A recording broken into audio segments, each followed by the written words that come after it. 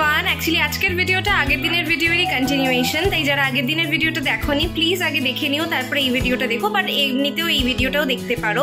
But তার আগে এখনো যারা আমাকে দেখছো, আশা করি সকলে খুব ভালো আছো। আর যারা একটু একটু ভালো একটু একটু খারাপ আছো আমার মতো, তাদেরকে বলবো লড়ে যাও, we are together in this. একটাই জীবন, ভালো করে বাঁচতে হবে।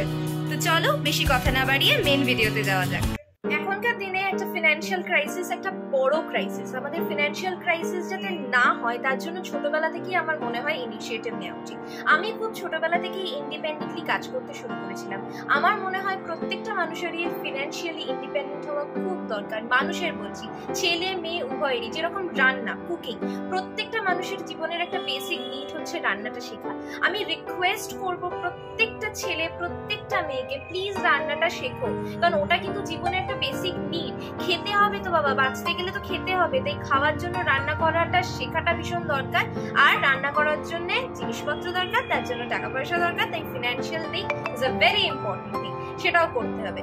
ফিনান্সিয়াল ক্রাইসিস অ্যাভয়েড করার জন্য যে জিনিসগুলো তোমাদের খুব খুব খুব খুব হেল্প করবে সেটা হচ্ছে ছোটবেলা থেকে আমরা যখন একটু বড় হয়ে যাই, মানে 10 বোর্ডস এক্সামস হয়ে গেছে, 11-12-এ পড়ছি বা 12 ক্রস করে আমরা কলেজে গেছি, তখন থেকে খুব ইম্পর্টেন্ট একটা জিনিস যেটা খুব অধিকাংশ মানুষ করে থাকে সেটা হচ্ছে টিউশনস। ইয়েস, টিউশনস পড়াতে শুরু করো। শুধু নিজে টিউশনস নিলে হবে, টিউশনস পড়াতেও তো হবে। টিউশনস পড়াতে শুরু করো। যে কোনো ছোটখাটো পার্ট টাইম জব করতে পারো, যেরকম freelancing is a very good option. এখন তো এত ক্যারিয়ার অপশনস হয়ে গেছে, কত অনলাইন টিউশনিং অ্যাপস এসে গেছে যেখানে তোমরা টিউশনস পড়াতে পারো, ফ্রি কোচিং দিতে পারো। ফ্রিতে কোচিং দিতে বলছি না, যারা সোশ্যাল অ্যাক্টিভিস্ট, যারা সোশ্যালি কাজ করতে চাও তারা ডেফিনেটলি ফ্রিতে কোচিং করতেই পারো। আমিও একটা টাইমে করেছি। আর যারা আর্নিং এর জন্য কোচিং করাতে চাও তাহলে অনলাইনও করাতে পারো, অফলাইনও করাতে পারো, যেটাকে টিউশনি করা বলি আমরা আর কি, পাতি বাংলা ভাষায়।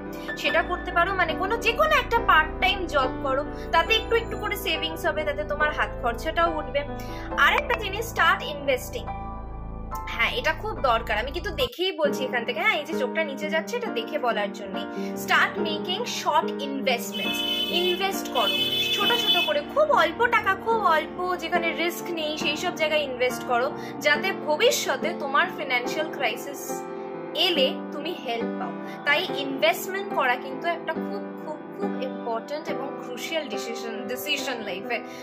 So please make investments, short term investments, short investments, everything will do, কিন্তু প্লিজ স্টার্ট ডুইং ইনভেস্টমেন্টস। তারপরে আসে হচ্ছে মান্থলি সেভিংস। তুমি যাই করো না কেন, পকেট মানি পেলে তার থেকেও একটু করে সরিয়ে রাখো প্রত্যেক মাসে মাসে। তুমি যদি টিউশনস করো বা কোনো পার্ট টাইম জব করো, সেখান থেকেও একটু মান্থলি কিছু কিছু সরিয়ে রাখো। সেটাকে বলি আমি এমার্জেন্সি ফান্ড। আমি যখন ছোট ছিলাম আমি পকেট মানি কোনোদিন সেভাবে নিইনি বা পাইও নি, আমার মা বাবার কাছ থেকে আমি কোনোদিন চাইনি। আমি খুব ছোটবেলা থেকে, মানে আমি ক্লাস 6 থেকেই টুকটাক টুকটাক কাজকর্ম করতাম, কিছু কিছু নিউজ পেপারসের সাথে অ্যাসোসিয়েটেড ছিলাম। সেটা অবভিয়াসলি আমার স্কুলের একটা বিশাল বড় ভূমিকা ছিল। সেখান থেকে আমি টুকটাক আর্নিং করতাম, মানে তাদের হয়ে লিখতাম, পোয়েমস বলো, ছোট আর্টিকেলস বলো, এইসব করতে গিয়ে আমার ছোটখাটো মানে খুবই সামান্য আয় হতো, কিন্তু হতো অ্যাটলিস্ট। সেখান থেকেও আবার আমি একটু জমিয়ে রাখতাম, জানো তো। হ্যাঁ, কিন্তু সেটা অ্যাজ অ্যান এমার্জেন্সি ফান্ড আমার কিন্তু অনেক সময় কাজে লেগেছে। তাই জন্যই আমি বলছি এটা কিন্তু তোমরা করতেই পারো, ভীষণ ভীষণ কাজে লাগে। নিউ আমাকে দেখছো, মানে যারা স্টুডেন্টস নও, যারা পড়ো, তাদেরকেও বলবো প্লিজ মেক ইনভেস্টমেন্টস। বিকজ তুমি আজকে যেটা ইনভেস্ট করবে সেটা কিন্তু পরে তোমার কাছেই রিটার্ন আসবে এবং সেটা তোমারই কাজে লাগবে। তাই প্লিজ মেক ইনভেস্টমেন্টস। আর মান্থলি সেভিংস কিন্তু একটা খুব বড় জিনিস। ক্রাইসিসের সময় তোমার যদি কোনো একটা মান্থলি এক্সট্রা এমার্জেন্সি ফান্ড থাকে, সেটা কিন্তু তোমাকে খুব হেল্প করবে। এই যে পরে যে ক্রাইসিসটা নিয়ে আমি কথা বলতে চলেছি, মানে মেডিকেল এমার্জেন্সিতে যে জিনিসটা হয়, মেডিকেল ক্রাইসিস যেটা, সেখানে কিন্তু খুব খুব খুব কাজে লাগে যদি তোমার এই এমার্জেন্সি ফান্ডটা থাকে। এবার কথা বলবো মেডিকেল এমার্জেন্সি নিয়ে, যেটা গড ফরবিডস কারোর জীবনে যেন না হয়, কিন্তু অধিকাংশ মানুষের জীবনে এই ক্রাইসিসটা আসে। যাতে অ্যাভয়েড করা যায়, মানে প্রাইমারি স্টেজে যাতে এটাকে অ্যাভয়েড করা যায়, তার জন্য আমি বলবো কিছু জিনিস বাড়িতে সবারই খুব হ্যান্ডি রাখা উচিত, যেটা অধিকাংশ মানুষেরই এখন থাকে, কিন্তু তাও এখনো অনেক মানুষ আছে যাদের বাড়িতে আমি দেখি এগুলো নেই। Please have a digital blood pressure machine, মানে digital BP machine. Digital BP মেশিনের খুব বেশি যে দাম হয় তা নয়, প্লিজ একটা ডিজিটাল বিপি মেশিন রাখো, কারণ প্রত্যেকেরই বাড়িতে এজেড কেউ না কেউ একটা থাকে। এজেড না হলেও এখন 24-25 বছর বয়সের ছেলে মেয়েদেরও হাই ব্লাড প্রেশার আর হাই সুগার এগুলো ধরা পড়ে। তাই এগুলোকে মনিটর করার জন্য 3টে জিনিস আমি বলবো খুব ইম্পর্টেন্ট। ফার্স্টলি হচ্ছে digital blood pressure machine, secondly হচ্ছে একটা হচ্ছে অক্সিমিটার, মানে পালস অক্সিমিটার। আমার যেরকম পালস রেট একটু ওঠা বাড়া করার একটা প্রবলেম রিসেন্টলি হয়েছে, তাই সেটার পরে আমি নিজে রিয়েলাইজ করেছি যে বাড়িতে একটা পালস অক্সিমিটার রাখা ভীষণ দরকার। কোভিড সিচুয়েশনে পালস রেট, অক্সিজেন স্যাচুরেশন মাপাটা একটা ম্যান্ডেটরি হয়ে গেছিল জিনিস। তাই তোমার অক্সিজেন স্যাচুরেশন কতটা আছে সেটা তুমি ইনস্ট্যান্টলি জানতে পারলে তোমার অ্যাটলিস্ট এইটা তুমি বুঝতে পারবে যে আমার যদি 90% আপ থাকে অক্সিজেন স্যাচুরেশন, তার মানে আমি ডেঞ্জার লেভেলের বাইরে আছি, মানে আমি ডেঞ্জারের মধ্যে নেই।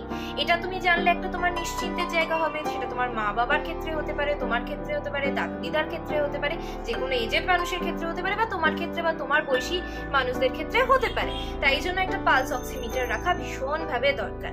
আর একটা জিনিস যেটা বলবো সেটা হচ্ছে যাদের বাড়িতে সুগার পেশেন্টসরা রয়েছে, মানে যারা ইনসুলিন নেয়, তাদের জন্য তো ভীষণভাবে দরকার, তাদের তো মানে রাখা উচিতই। সেটা হচ্ছে গ্লুকোমিটার, মানে সুগার টেস্ট করার মেশিন। অনেক সময় যেটা হয় সেটা হচ্ছে আমাদের বাড়ির কোনো না কোনো মানুষের যাদের সুগার থাকে তাদের সুগার ফল করে যেতে পারে, সুগার হাই হয়ে যেতে পারে। তখন তুমি কি করবে, ইনস্ট্যান্টলি তুমি যেটা করতে পারো সেটা হচ্ছে সুগার মাপার একটা মেশিন সবসময় ইনস্ট্যান্টলি ঘরে রেখে দাও, মানে যেটাকে আমরা গ্লুকোমিটার বলি। তাহলে তোমাদের খুব সুবিধা হবে।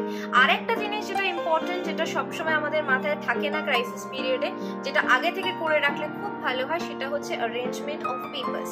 নিজেদের পেপার্স গুলোকে অ্যারেঞ্জ করে রাখো। মেডিক্লেম পেপার্স হতে পারে, প্রেসক্রিপশনস হতে পারে, এভরিথিং, ব্যাংক পেপার্স, নিজের প্রেসক্রিপশনস এবং নিজেদের ইন্স্যুরেন্স বা মেডিক্লেম যেটাকে আমরা বলি, সেই সব পেপার্স গুলোকে একটা ফাইল করে একটা জায়গায় রেখে দাও, যাতে হুট করে এমার্জেন্সি হলে দেন অ্যান্ড দেন তুমি তোমার হাতে পাও। এই টাইপের ক্রাইসিস গুলোতে কিন্তু, মানে মেডিকেল এমার্জেন্সি বা মেডিকেল ক্রাইসিসে এই জিনিসগুলো যদি তোমার ইন হ্যান্ডি থাকে, ইমিডিয়েটলি তুমি ডক্টরকে কল করতে পারবে। এই বিষয়ে একটা কথা বলি, একটা জেনারেল মেডিসিনের ডক্টরের নাম্বার সবসময় নিজের কাছে রেখে দেবে। অ্যাম্বুলেন্স নাম্বার নিজের মোবাইলে অতি অবশ্যই সেভ করে রাখবে। সে তুমি যত ছোট বাচ্চাই হও না কেন, মানে তুমি যদি ক্লাস 10-এও পড়ে থাকো, ক্লাস 11-12-এও পড়ে থাকো, প্লিজ একটা নিয়ারেস্ট কোনো অ্যাম্বুলেন্সের ফোন নাম্বার নিজের মোবাইলে সেভ করে রাখবেই রাখবে। যেরকম আমরা ফায়ার অ্যালার্ম রাখি বাড়িতে, সেরকম ভাবে ফায়ার ব্রিগেডের নাম্বার রাখি, ঠিক সেইভাবে একটা অ্যাম্বুলেন্সের নাম্বার রাখাটা কিন্তু ভীষণ দরকার। সো অ্যাম্বুলেন্সের নাম্বারটা নিজের মোবাইলে সেভ করে রাখবে। সেটা তোমার জন্য কাজে লাগতে পারে, তোমার বাবা মার ক্ষেত্রে, দাদু দিদার ক্ষেত্রে, তোমার ফ্ল্যাটে বা বাড়ির পাশে আশেপাশে মানুষদের জন্য খুব উপকার হবে যদি সেই মুহূর্তে তুমি একটা অ্যাম্বুলেন্স প্রোভাইড করতে পারো যখন তার ক্রাইসিসটা হচ্ছে। তাই অ্যাম্বুলেন্সের নাম্বার রেখে দেবে, একটা ব্লাড প্রেশার মেশিন রেখে দেবে, আবারও বলছি যাদের সুগার আছে তারা একটা গ্লুকোমিটার রেখে দেবে, এবং পালস অক্সিমিটারটা প্রত্যেকের ঘরে একটা করে থাকা আমার মনে হয় এই অবস্থায় ভীষণভাবে দরকার। আমরা কোভিড সিচুয়েশন পেরিয়ে এলেও আবার শুনছি কোভিড কেসেস বাড়ছে, তাই জন্য please have a pulse oximeter. যাদের বাড়িতে কোমরবিডিটি বা যারা ইমিউনো কম্প্রোমাইজড আছো তাদের জন্য কিন্তু ভীষণভাবে দরকার। ছোটো মোটো জিনিসপত্র যেগুলো আমি মেনশন করলাম না, যেরকম ORS, যেরকম ইলেকট্রল, এই জিনিসগুলো তো সবসময় বাড়িতে এক ফাইল করে আমি এনে রাখি। আমার অনেক সময় কাজে লেগেছে। আমার বাড়িতে যেরকম হার্ট পেশেন্ট ছিল, তাই জন্য আমি সলভেট্রেট রেখে দিতাম।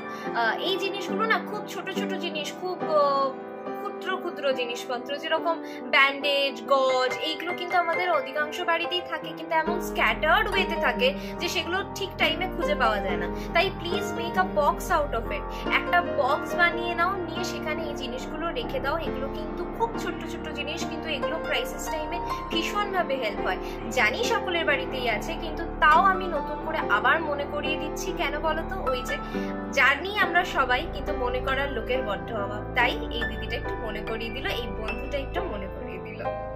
তো অনেক বকবক করার পরে ফাইনালি পজিটিভ নোটে আজকের ভিডিওটা এন্ড করছি। এখনো অবধি যারা আমাকে দেখছো তাদেরকে অসংখ্য ধন্যবাদ। Thank you so much for watching. চলে যাওয়ার আগে প্লিজ একটা লাইক করে দিও, শেয়ার করে দিও, কমেন্ট করে অতি অবশ্যই নিজেদের মতামত জানিও এই ভিডিওটা তোমাদের হেল্পফুল মনে হলো কিনা। আশা করি একটু হলেও উপকার হবে তোমাদের। এই কথাগুলো বললামই কারণ এই কথাগুলো বলারও খুব দরকার, মনে করিয়ে দেওয়াও খুব দরকার, তাই জন্যেই। সো আবার কালকে দেখা হবে একটা নতুন দিনে, নতুন সকালে, নতুন আলোয়, নতুন ভোরে। ততক্ষণের জন্য stay positive and happy watching. আবার দেখা হবে, টাটা।